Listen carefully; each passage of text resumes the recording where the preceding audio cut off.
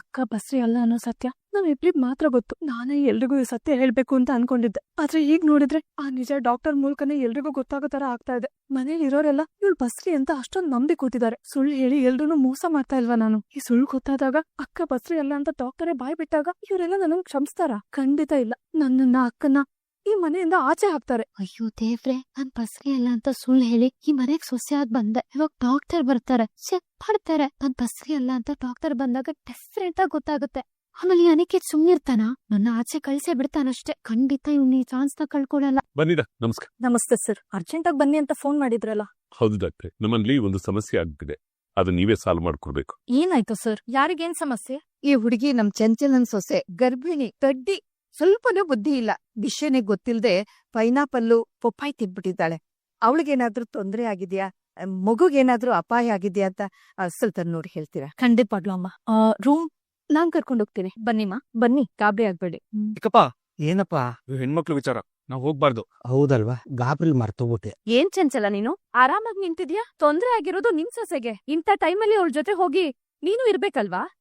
ಅದ್ಕೆ ಅದು ಒಳಗಡೆ ಹೋದ್ರೆ ಎಲ್ಲೇನಾದ್ರೂ ಕೆಟ್ಟ ಸುದ್ದಿ ಕೇಳ್ಬೇಕು ಅನ್ನೋ ಭಯ ಆಗ್ತಾ ಇದೆ ನನ್ಗೆ.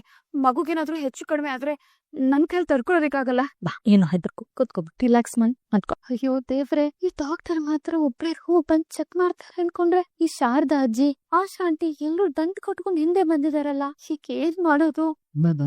ಡಾಕ್ಟರ್ ಚೆಕ್ ಮಾಡಿದ ತಕ್ಷಣ ನನ್ ಬಸ್ರಿ ಅಲ್ಲ ಅನ್ನೋದು ಇವ್ರಿಗೆಲ್ಲ ಗೊತ್ತಾಗ್ಬಿಟ್ರೆ ಏನಪ್ಪಾ ಮಾಡ್ಲಿ? ದೇವ್ರೆ ಪ್ಲೀಸ್ ಬೇಡ.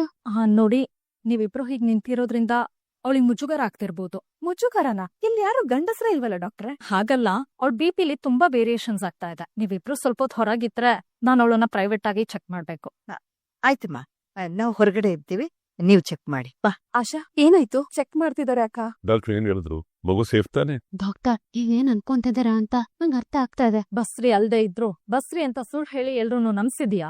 ಹೌದು. ಯಾಕಿಂತ ಸುಳ್ಳು ಹೇಳಿದ್ಯಾ? ಸುಳ್ಳು ಹೇಳ್ದೆ ನನಗ್ ಬೇರೆ ದಾರಿ ಇಲ್ಲ ಡಾಕ್ಟರ್. ಮನೆ ಸೊಸೆ ಬಸ್ರಿ ಈ ಮನೆತನದ ಇನ್ನೊಂದ್ ತಲೆಮಾರ್ನ ನೋಡ್ಬೋದು ಅಂತ ಎಲ್ರೂ ಸಂತೋಷದಲ್ಲಿರುವಾಗ ಈ ಸುಳ್ಳು ಯಾಕೆ ಅಂತ? ಈ ಸತ್ಯನ ನೀನ್ ಮುಚ್ಚಿಟ್ರು ನಾನ್ ಮುಚ್ಚಿಡಲ್ಲ. ನಾನು ಡಾಕ್ಟರ್, ಸುಳ್ಳು ಹೇಳೋ ಹಾಗಿಲ್ಲ. ಈ ಹೊತ್ತಿಗೆ ಅಕ್ಕ ಗರ್ಭಿಣಿ ಅಲ್ಲ ಅನ್ನೋ ಸತ್ಯ ಡಾಕ್ಟರ್ಗೆ ಗೊತ್ತಾಗ್ಬಿಟ್ಟಿರುತ್ತೆ. ಅಯ್ಯೋ ದೇವ್ರೆ, ಈಗ ಡಾಕ್ಟರ್ ಹೊರಗ್ ಬಂದು ಸತ್ಯ ಹೇಳಿದ್ರೆ ಅಕ್ಕನ್ ಗತಿ ಏನಾಗ್ಬೇಕು? ನಾನ್ ಸರಿ ಅಂತ ಎಷ್ಟೇ ಹೇಳಿದ್ರು ನನ್ನಲ್ಲಿರೋ ತಪ್ಪನ್ ಮಾತ್ರ ಕಾಣೋ ನನ್ ಗಂಡ ಈ ವಿಚಾರ ಗೊತ್ತಾದ್ರೆ? ಗೌರಿ, ಯೋಚನೆ ಮಾಡ್ಬೇಡಮ್ಮ, ನಿಮ್ ಅಕ್ಕನ್ಗೇನು ಆಗಲ್ಲ. ಹೌದು ಗೌರಿ, ನೀನು ಚಿಕ್ಕಮ್ಮ ಆಗ್ತೀಯಾ, ನಾನು ಚಿಕ್ಕ ತಾತ ಆಗ್ತೀನಿ. ಏ ಜ್ಞಾನು, ಯಾವಾಗ ತಮಾಷೆ ಮಾಡ್ಬೇಕು, ಯಾವಾಗ ಸೀರಿಯಸ್ ಆಗಿರ್ಬೇಕು ಅನ್ನೋದು ಗೊತ್ತಾಗಲ್ವೇನೋ ನಿನ್ಗೆ? ನಾನ್ ಈಗ್ಲೇ ಹೋಗಿ ಈ ಸತ್ಯನ ಎಲ್ರಿಗೂ ಹೇಳ್ತೀನಿ. ಡಾಕ್ಟರ್ ಪ್ಲೀಸ್ ವಿಚಾರನ್ ಯಾರಿಗೂ ಹೇಳ್ಬೇಡಿ. ನಾನ್ ಬೇಕಂತ ಸುಳ್ಳು ಹೇಳಿಲ್ಲ. ಸುಳ್ಳು ಯಾವತ್ತಿದ್ವು ಸುಳ್ಳೆ. ಬೇಕಂತ ಹೇಳೋ ಸುಳ್ಳು, ಬೇಡ ಅಂತ ಹೇಳೋ ಸುಳ್ಳು ಎರಡೂ ಇಲ್ಲ. ಬಿಡ ನನ್ ಕೈ. ಡಾಕ್ಟರ್ ನೀವ್ ಜೀವ ಉಳ್ಸೋರು, ಜೀವ ತೆಗಿಯೋರಲ್ಲ ಅಲ್ವಾ? ಯಾರು ಸಾಯೋ ಪೇಷಂಟ್ ಬಂದಾಗ ನೀವ್ ಅವ್ರ ಮುಖ ನೋಡಿ ನೀನ್ ಈಗ್ಲೇ ಸತ್ತೋಗ್ತಿ ಅಂತ ಹೇಳ್ತೀರಾ? ಇಲ್ಲ ತಾನೆ? ಏನೋ ಹೋಗಲ್ಲ, ನೀವ್ ಬದುಕ್ತೀರಾ ಅನ್ನೋ ಕಾನ್ಫಿಡೆನ್ಸ್ ತುಂಬ್ತೀರಾ ಅಲ್ವಾ ಡಾಕ್ಟರ್? ನೀನ್ ಮಾಡಿರೋ ಮೋಸನ ಕರೆಕ್ಟ್ ಅಂತ ನನ್ ಮುಂದೆ ಸಾಧಿಸ್ತಾ ಇದೀಯಾ? ಪೂರ್ತಿ ವಿಚಾರ ಗೊತ್ತಾದ್ರೆ ನಾನೇ ಸರಿ ಅಂತೀರಾ? ಬಿಡಮ್ಮ ಕೈನ. ನೀನ್ ಮಾಡಿರೋ ಮೋಸಕ್ಕೆ ಇನ್ನೊಂದ್ ಕತೆ ಕಟ್ಬೇಡ. ಬಿಡೋದಾರಿಯ. ಪ್ಲೀಸ್ ಡಾಕ್ಟರ್, ಮೋಸ ಮಾಡಿದ್ ನಾನಲ್ಲ ಡಾಕ್ಟರ್, ನನ್ ಗಂಡ ಅನಿಕೇತ್ ನನ್ನ ಪ್ರೀತಿಸ್ತಾ ಇದೀನಿ ಅಂತ ನಾಟಕ ಆಡ್ದ. ಕೊನೆಗೆ ಮದ್ವೆ ಆಗ್ತೀನಿ ಅಂತ ನನ್ ನಂಬಿಸಿ ನನ್ ಬಳಸ್ಕೊಂಡು ಕೊನೆಗೆ ಈ ಸಾಕ್ದ. ಕೊನೆಗೆ ಯಾವ್ ದಾರಿನೂ ಕಾಣ್ದೆ ನನ್ ಗರ್ಭಿಣಿ ಅಂತ ಸುಳ್ಳು ಹೇಳಿ ಅವನ್ ಕೈಯಿಂದ ನನ್ ಕುತ್ಕೆ ತಾಳಿ ಕಟ್ಟಿಸ್ಕೊಂಡ್ ಮದ್ವೆ ಆದೆ ಡಾಕ್ಟರ್. ಅವ್ನ್ ನನ್ನನ್ನ ಬಿಟ್ಟು ಬೇರೆ ಹುಡುಗಿ ಮದ್ವೆ ಆಗಕ್ ಹೋಗಿದ್ನಲ್ವಾ? ಅದು ಮೋಸ ಅಲ್ವಾ? ಅದನ್ ಸರಿ ಮಾಡಕ್ಕೆ ನನ್ ಮುಂದೆ ಬೇರೆ ಯಾವ್ ದಾರಿನೂ ಇರ್ಲಿಲ್ಲ ಡಾಕ್ಟರ್. ನೋಡು ಮೋನಿಕಾ, ನಿನಗೆ ಅನ್ಯಾಯ ಆಗಿದೆ ನಿಜ. ಆದ್ರೆ ನ್ಯಾಯ ಕೇಳೋದಕ್ಕೆ ಬೇರೆ ದಾರಿ ಇತ್ತು. ಹೀಗೆ ಗರ್ಭಿಣಿ ಅಂತ ಸುಳ್ಳು ಹೇಳೋದು ದೊಡ್ಡ ತಪ್ಪಮ್ಮ. ಸುಳ್ಳು ದಿನೇ ದಿನೇ ಬೆಳೆಯತ್ತೆ, ಆದ್ರೆ ನೀನ್ ಹೊಟ್ಟೆ ಬೆಳೆಯಲ್ಲ. ನೀನ್ ಈ ತಿಂಗಳು ತುಂಬ್ದಾಗೆಲ್ಲ ಏನ್ ಮಾಡ್ತೀಯಾ? ಆಮೇಲೆ ಸಿಕ್ಕಾಕೊಳ್ಳೋ ನೀನೇ ತಾನೆ. ಈಗ್ಲೇ ಹೋಗಿ ಎಲ್ರೂ ಮುಂದೆ ಸತ್ಯ ಹೇಳೋದು ನಿನ್ಗೂ ಒಳ್ಳೇದು, ಈ ಮನೆಗೂ ಒಳ್ಳೇದು. ಬಿಡು. ಡಾಕ್ಟರ್ ಪ್ಲೀಸ್ ಸತ್ಯ ಹೇಳ್ಬೇಡಿ. ನೀವ್ ಸತ್ಯ ಹೇಳಿದ್ರೆ ಮನೆಯನ್ನ ಓಡಿಸ್ಬಿಡ್ತಾರೆ. ನನಗ್ ಸ್ವಲ್ಪ ಟೈಮ್ ಕೊಡಿ ದಯವಿಟ್ಟು. ಈ ಮನೆಯವ್ರಿಗೆ ಸತ್ಯ ಹೇಳ್ಬೇಡಿ ಡಾಕ್ಟರ್.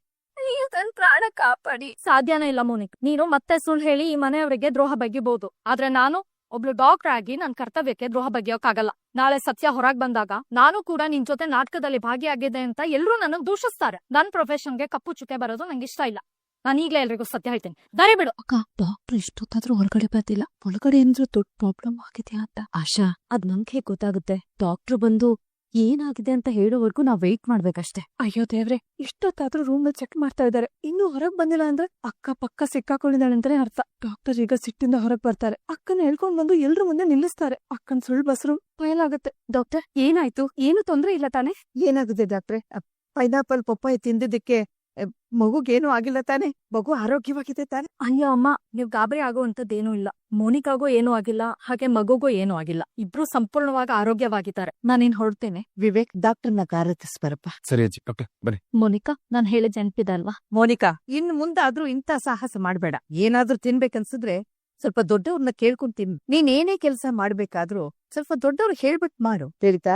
ಡಾಕ್ಟರ್, ನೀ ಸತ್ಯ ಹೇಳಿದ್ರೆ ಇಲ್ಲೇ ಪ್ರಾಣ ಬಿಡ್ತೀನಿ. ಮೋನಿಕಾ, ಹಿಂಗೆ ನನ್ ಪ್ರಾಣಕ್ಕಿಂತ ನಿಮ್ ವೃತ್ತಿನೇ ದೊಡ್ಡ ಅಂದ್ರೆ ಹೋಗಿ ಈಗ್ಲೇ ಬಾಗ್ಲು ತಕೊಂಡು ಎಲ್ರಿಗೂ ಸತ್ಯ ಹೇಳೋಗಿ. ನೀವ್ ಬಾಗ್ಲು ತೆಗ್ದು ಸತ್ಯ ಹೇಳೋದಕ್ಕೂ ನಾನ್ ಈ ಚಾಕುವಿಂದ ಕುತ್ಕೆ ಕುಯ್ಕೊಂಡ್ ಸಾಯೋದಕ್ಕೂ ಒಂದೇ ಸೆಕೆಂಡ್. ಡಾಕ್ಟರ್, ಎಲ್ರಿಗೂ ಹೋಗಿ ಹೇಳಿ ಸತ್ಯ ಹೇಳಿದಕ್ಕೆ ನಾನ್ ಸತ್ಯ ಅಂತ.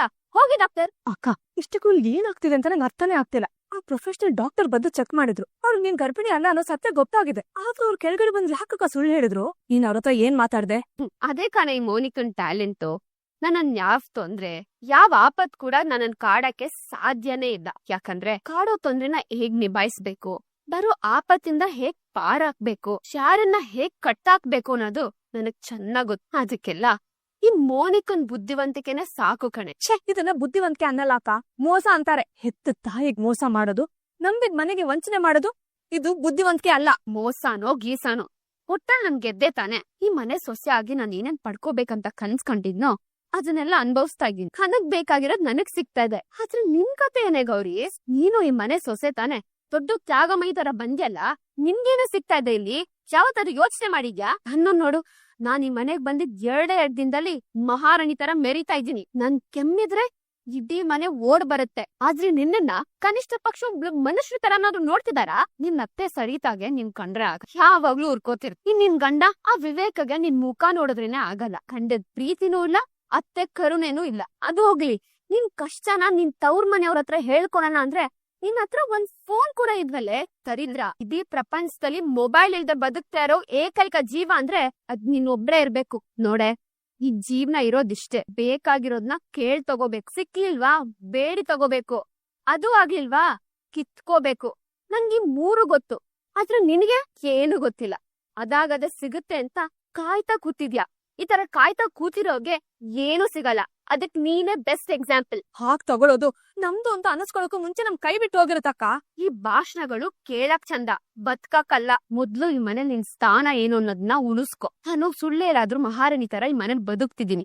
ಆದ್ರೆ ನೀನು ಸತ್ಯ ಹರಿಶ್ಚಂದ್ರನ್ ಮೊಮ್ಮಗಳು ತರ ಕಣ್ಣೀರ್ ಕುಡಿತಿದ್ಯಾ. ನಾನು ಕ್ಲಾಸ್ ತಗೊಳ್ಳೋ ಯೋಗ್ಯತೆ ನಿನ್ಗಿಲ್ಲ. ಹೋಗ್ ನಿನ್ ಕೆಲ್ಸ ನೋಡು. ನೀನ್ ಕೇಳಿದ್ದೆಲ್ಲ ನಿಜ. ನನ್ಗೆ ಗಂಡನ್ ಪ್ರೀತಿ ಇಲ್ಲ, ಪ್ರೀತಿ ಇಲ್ಲ. ನನ್ನ ಹತ್ರ ಒಂದ್ ಫೋನ್ ಕೂಡ ಇಲ್ಲ.